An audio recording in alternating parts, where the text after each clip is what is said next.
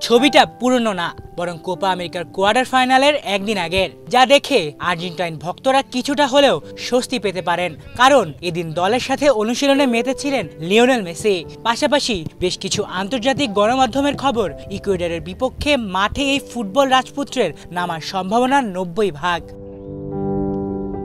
কানাডার বিপক্ষে ম্যাচ দিয়ে এবারের কোপা আমেরিকার মিশন শুরু করেছিল বিশ্ব চ্যাম্পিয়ন আর্জেন্টিনা। আগামীকাল অর্থাৎ বৃহস্পতিবার টেক্সাসের হিউস্টনের এনার্জি স্টেডিয়ামে কোয়ার্টার ফাইনাল পর্বেরও ফিতা কাটবে মেসি বাহিনী।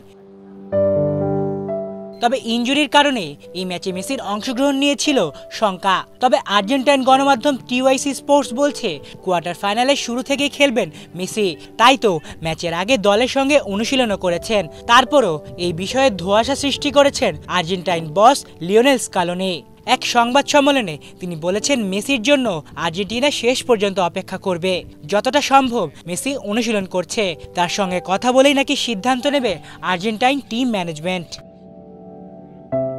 তবে টিওয়াইসি স্পোর্টস এক প্রকার নিশ্চয়তাই দিয়েছে যে মেসি থাকবেন শুরুর একাদশে, আর সেক্ষেত্রে বেঞ্চে থাকতে হতে পারে আঙ্গেল ডি মারিয়াকে। আগের ম্যাচে তথা পেরুর বিপক্ষে অবশ্য অধিনায়ক ছিলেন ডি মারিয়া। তবে এই ম্যাচে শুরুর একাদশে না থাকার সম্ভাবনা রয়েছে হুলিয়ান আলভারেজের। তার জায়গায় শুরু থেকে দেখা যেতে পারে চলতি কোপা আমেরিকায় দুর্দান্ত ফর্মে থাকা ফরওয়ার্ড লাউতারো মার্টিনেজকে।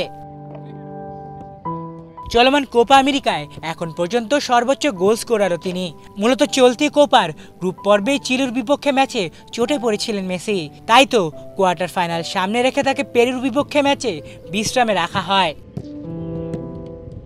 আলিফ চৌধুরী, বাংলা ভিশন।